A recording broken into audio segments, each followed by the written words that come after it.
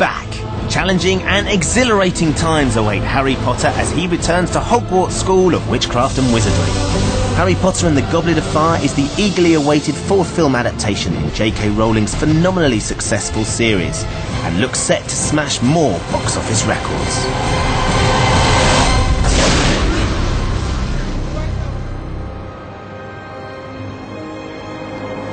Now, the world behind the scenes of the Harry Potter movies has always been a really closely guarded secret. Until now, that is. For the first time ever, the film's producers have invited TV cameras into that world. But not any old cameras, just ours. Which means that we get to go behind the scenes to see stuff that no one in the world has seen before. Which, if you ask me, is pretty exciting.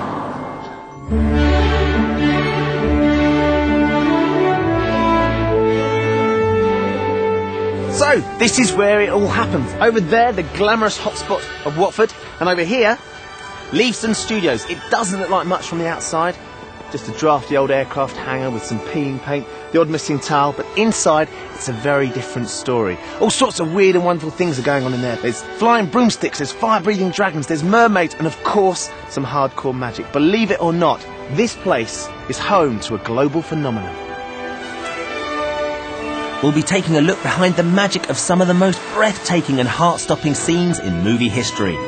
Following Daniel Radcliffe's grueling training for the most incredible underwater sequence, meeting the design and visual effects teams who bring these mind-blowing ideas to life, and finding out what happens when Harry comes face to face with a vicious fire-breathing dragon. But first, I need to get inside. Amongst all this fantastic set is the portkey. It's an object that transports wizards from one place to another at a pre-arranged time. This is the very thing. Now, of course, I'm not a wizard, so you're just going to have to excuse a bit of good old-fashioned TV trickery. I can't believe that worked. We're actually here. I'm actually inside the office of esteemed Hogwarts headmaster, Albus Dumbledore. It is just awesome. Look at the paintings. Hedwig's here, keeping an eye on us, guarding the big man's desk. I've got to try his chair, haven't I? What do you reckon? Sit down. Oh, yes. Oh, yes. I could get very used to this. Harry Potter and the Goblet of Fire is another Potter epic. The story starts at the Quidditch World Cup, but the excitement of the occasion is destroyed when a group of Voldemort's most loyal and faithful supporters attack the event's campsite. This can only mean one thing. Voldemort is gaining in strength and grave danger is lurking in the wizarding world. Back at Hogwarts, the students discovered that this school year will be very different. Hogwarts has been chosen to host a legendary event, the Tri-Wizard Tournament. 2 schools will be joining Hogwarts in the tournament, the sophisticated and graceful Beauxbatons and the stoical young men of the Durmstrang Institute.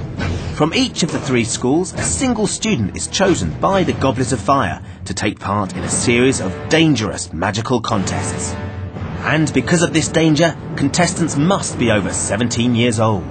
One of the totally unexpected things that does happen, however, is that Harry's name is pulled out of the Goblet of Fire when he's A, underage, and B, he didn't even submit his name. Harry Potter! You put your name in the Goblet of Fire. And so he's entered in this tournament and he doesn't know who by. And of course he is lying. The hell he is! And it transpires that whoever entered him in the tournament had a kind of entirely a sinister motive in doing so. The Goblet of Fire is an exceptionally powerful magical object. Only an exceptionally powerful confundus charm could have hoodwinked it. Magic way beyond the talents of a 4th year. And so the whole film is, it's about Harry trying to find out who that is while competing in the tournament. And also I think it's about the fact that Harry's life is no longer in his control, as he would like it to be in this film. I didn't put my name in that cup. I don't want eternal glory. I just want to be... Look, I don't know what happened tonight, and I don't know why. It just did. Okay? The film's taken over a year to make and involved more than 1,000 people in its production. Action. But how do you go about turning a book that's over 600 pages long into this?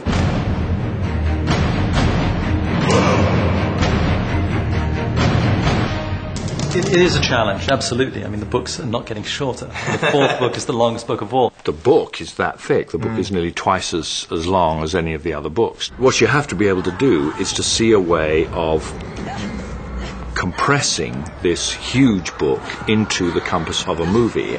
So I read the book very carefully with that in mind, and felt that there was a way of doing it if you were to think of it as a thriller. The journey is Harry's journey. He is our central character. And what we have ultimately done is cast aside, or put aside for the moment, anything that doesn't relate to Harry and Harry's journey.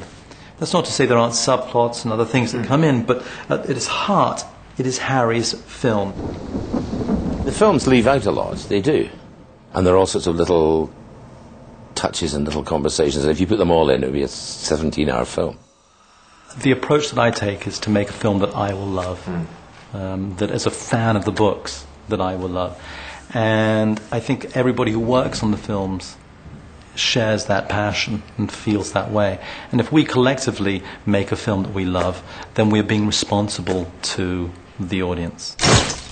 Harry Potter and the Goblet of Fire sees a host of new characters, and for the first time in full human form, Harry's arch-enemy Voldemort. But there's another new enemy to battle in this film: hormones. Well, I suppose we're all sort of growing up now, and it's more of that, like, who you can ask for this ball thing. Check it out. Daniel's on set. Harry Potter himself is actually here. This is the big scene. They're about to go for a take where Harry actually asks a child to the ball. Action! Harry meets this girl, Cho. Well, he kind of, I say meet, he stares vacantly at her and giggles like a moron. And, which I could do very well. Watch yourself on stairs. It's a bit icy at the top. Okay, thanks. They're just getting beyond the stage where it's giggles, you know, where somebody's kissing someone, someone's holding a hand.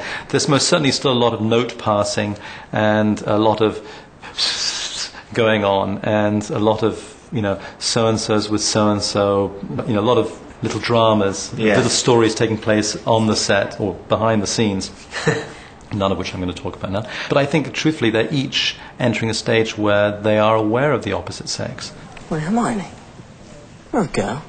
You know, most heroes in films they always get the girl, and it's great because he doesn't. And in fact, he might do.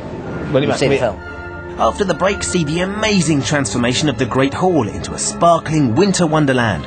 We unleash the secrets behind this incredible fire-breathing dragon and find out who is going out with who. Yeah, I think it quite suits me. Oh, could do without the headache though. I'll see you after the break.